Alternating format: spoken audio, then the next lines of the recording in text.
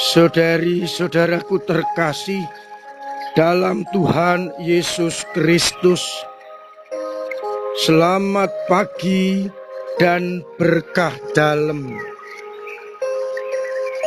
Kita bertemu kembali dalam renungan harian Kamis 26 Desember 2024, masih dalam oktav Natal.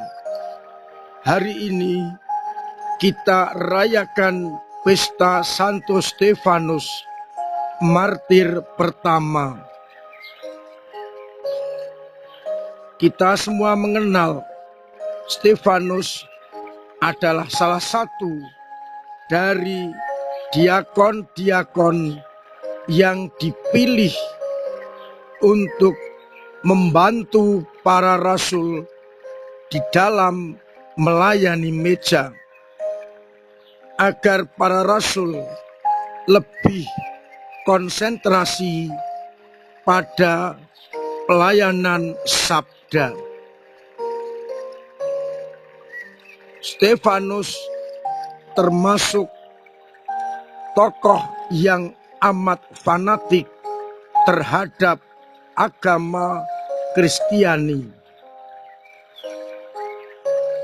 Ia benar-benar mempertahankan iman akan Yesus yang lahir sebagai penyelamat.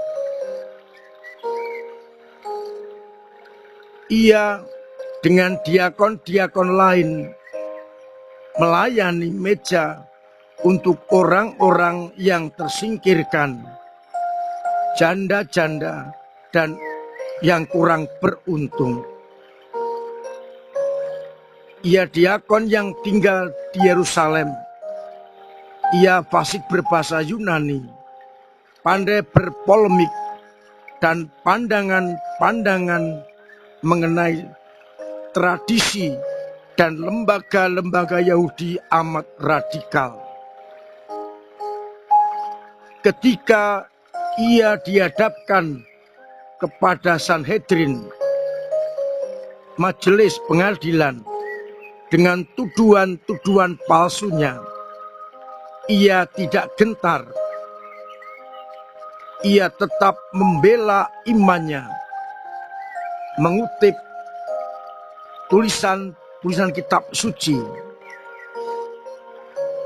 dan menunjukkan kebaikan Allah kepada Israel dan ketidaksetiaan Israel sebagai bangsa terpilih.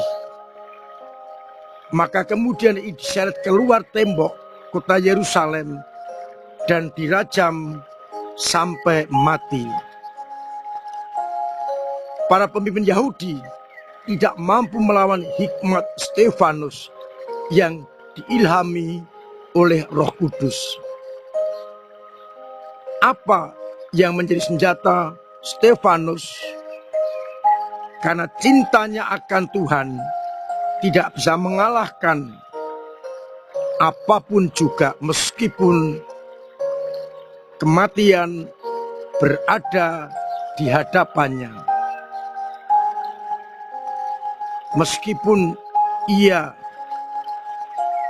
hampir mati, ia bertindak sebagai murid Kristus yang sejati dengan kata-kata pengampunannya. Tuhan, janganlah tanggungkan dosa ini kepada mereka. Kita juga tahu Saulus menyetujui pembunuhan itu. Sabda Tuhan, bacaan yang pertama, menggambarkan peristiwa bagaimana Stefanus diseret keluar. Wajahnya bersinar seperti malaikat, dan ia tetap setia. Pada bacaan Injil, Yesus mengajarkan kepada kita hendaknya waspada terhadap semua orang, sebab akan ada yang menyerahkan kalian, murid-muridku, kepada majelis agama. Apabila kalian dihadapkan kepada penguasa, raja-raja, atau pemimpin-pemimpin rakyat, janganlah takut. Janganlah berpikir akan apa yang kalian katakan, tetapi Roh Kuduslah yang akan berbicara membela kalian.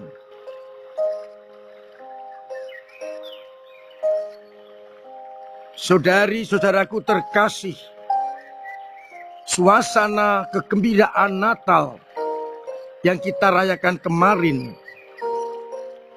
hari ini bertolak belakang, yakni suasana penganiayaan kepada murid-murid Tuhan.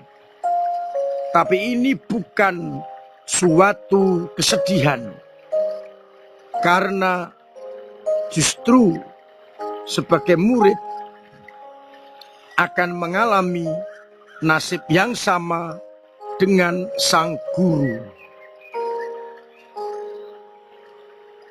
Murid harus menyangka diri, memanggul salib, dan mengikuti Yesus dalam suka maupun duka, di dalam kemuliaan maupun di dalam menghadapi tantangan. Kita bersyukur atas kegigihan Santo Stefanus yang benar-benar melaksanakan kehendak Allah, tidak mundur sekalipun diancam oleh kematian. Apa yang membuat Stefanus berani? Karena ia mengandalkan Tuhan Yesus dan Roh Kudus senantiasa menaungi dia. Peristiwa ini, yakni kemartiran pertama, jangan sampai mematahkan semangat kita untuk mengikuti Yesus, karena jaminannya adalah Roh Kudus yang akan membela kita. Kita hari ini disadarkan sebagai pengikut-pengikut Kristus harus berani menyangkal diri, memanggul salib kita sambil mengikuti Kristus.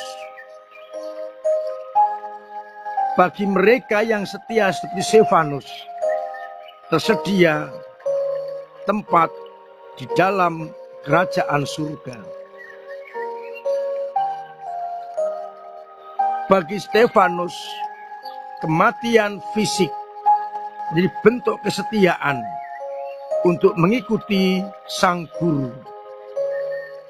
Kita tidak perlu mati secara fisik, tetapi pengikut Kristus akan mengalami banyak tantangan, kesulitan, hambatan yang seringkali tidak cocok dengan apa yang kita inginkan.